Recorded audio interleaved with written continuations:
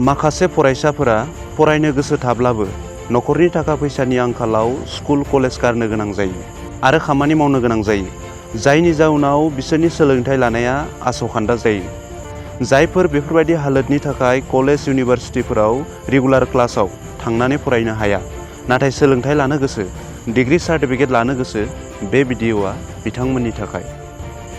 आथिखालाव रेगुलार क्लासाव थाङाब्लाबो न'आव फरायनानैनो आनजादल' होनानै सोलोंथाइ लानो हायो, डिग्री डिप्ल'मा सार्टिफिकेट लानो हायो। नखर सोलिनायनि माबा मोनसे खामानि मावनायजों लोगोसे गावनि फरायनायखौबो लांफानो हायो।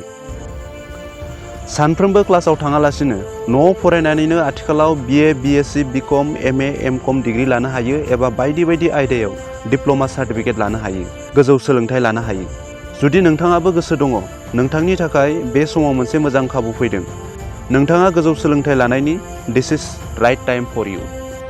बे भिडिअआव आं नोंथांमोननो इग्न'नि एडमिसन जुलाइ सेसन 2025 नि सोमोन्दै फोरमायनो नागिरदों।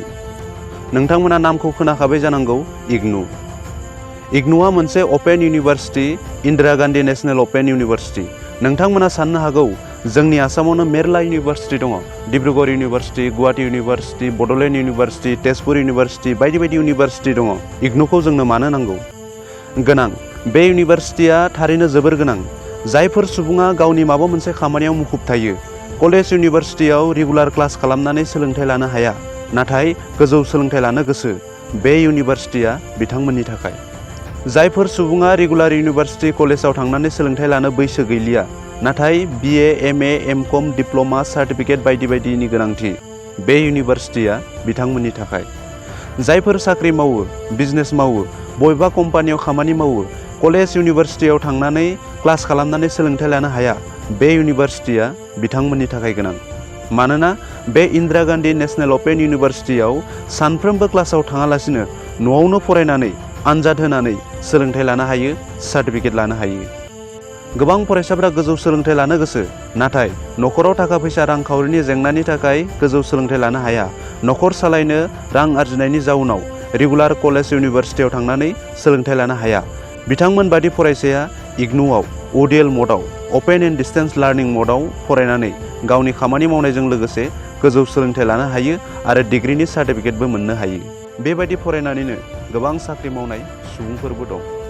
इग्नुआव सोलोंथाइ लानो थाखाय डिस्टेन्स, एज, मानि बेफोरनि जेबो मेटार गैया। जाय गोसो बिथांमोनानो बेवहाय एडमिसन लानानै सोलोंथाइ लानो हायो। नाथाय आंनि मोनसे सुबुरुन, जायफोर फरायसाफोरा रेगुलार इउनिभारसिटि कलेजफोराव थांनानै फरायनो हानाय खाबु दङ, सम दङ, नखरा फरायनो हानाय गोहो दङ, बैफोरबायदि फरायसाया रेगुलार मडआवनो फराय। जायफोर गुबुन खामानियाव मुखुब, रेगुलार मडआव फरायनो हाया, सानफ्रोमबो क्लासाव थांनो हाया, किन्तु डिग्रीनि गोनां एबा डिग्री लानो गोसो एबा गोजौ सोलोंथाइ लानो गोसो, बिथांमोनासो बेबायदि अपेन इउनिभारसिटियाव एडमिसन लाना फरायनाया गोनां एबा सुबिदासिन। मानोना बेफोराव ODL मडआव फरायोब्ला सानफ्रोमबो क्लासाव थाङालासिनो न'आव फरायनानै एसाइनमेन्ट, टेस्ट एग्जाम बायदिल' होनानै डिग्री मोननो हायो, सार्टिफिकेट मोननो हायो। जायफोर सुबुङा इन्टारेस्टेड, बिथांमोना एडमिसन लानानै फरायनो हायो। 2025 मायथाइनि इग्नुनि जुलाइ सेसननि एडमिसना दासान्दि सोलिगासिनो दङ। एडमिसन लानायनि लास्ट डेटआ फैगौ 15 जुलाइ 2025, फैगौ 15 जुलाइआव एडमिसन लानायनि लास्ट डेट। फैगौ 15 जुलाइसिम एडमिसन लानो हागोन। एप्लाइ खालामनायनि लास्ट डेटआ एक्सटेन्डबो जानो हागौ, जायाबो जानो हागौ। लास्ट डेटखौ दा ने, नोंथांमोना सोरबा गोसो दङब्ला थाबैनो एडमिसन ला।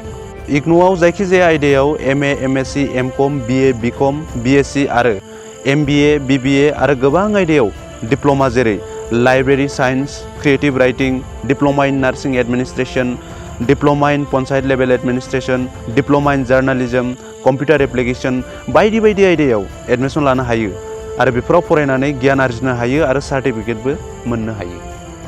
BA, BSc, BComआव एडमिसन लानो थाखाय सासे बिजाथिया 10+2 एबा 12 थाखो उथ्रिनाय जानांगोन आरो मास्टार डिग्रीआव एडमिसन लानो थाखाय ग्रेजुएसन जानाय जानांगोन। इग्नुआव ग्रेजुएसन, मास्टार डिग्रीनि अनगायै माखासे आयदायाव डिप्ल'मा सार्टिफिकेट कर्स बायदिबो लानो हायो। इग्नुआव गासैबो आयदायाव BA, BSc, BCom, master degree खालामनो हायो, नाथाय कर्स लाना कर्स बेनि फिसफोरा गुबुन गुबुन जायो। मास्टार डिग्रीआव एडमिसन लायोब्ला फिस हिसाबै बोसोराव 8,000निफ्राय 15-16,000 रां खरसा जानो हागौ। BA, BSc, BCom लायोब्ला बोसोराव फिस महरै 3,000निफ्राय 5-6,000सो खरसा जानो हागौ। बेफोरनि सोमोन्दै गासैखौबो बे भिडिअ बुंनांगौब्ला भिडिअआ बेसेबा गोलाव जागोन। बबे आयदायाव एडमिसन लानो हायो आरो एडमिसन लानायाव बेसेबां खरसा जागोन, गासै कर्सखौ लानायाव बेसेबां खरसा जागोन, बेफोरखौ मोजाङै मिथिनोब्ला इग्न'नि वेबसाइट www.igno.ac.in आव थांनानै कमन प्रस्पेक्टासखौ डाउनल'ड खालामनानै नायनो हागोन। बेयाव नोंथांमोना गासैखौबो A to Z मिथिनो मोनगोन। इग्न'आव एडमिसन लानो थाखाय नोंथांमोना इग्न'नि वेबसाइट www.ignoadmission.summer.edu.in आव थांनानै स्टेप बाय स्टेप फल' खालामनानै एडमिसन लानो हागोन। अनलाइन एडमिसन लानाय समाव बिजाथिया डकुमेन्ट्स आपल'ड होनांगौ। Scan photo', signature, education qualification certificate, caste certificate बेफोरखौ आपल'ड होनांगोन।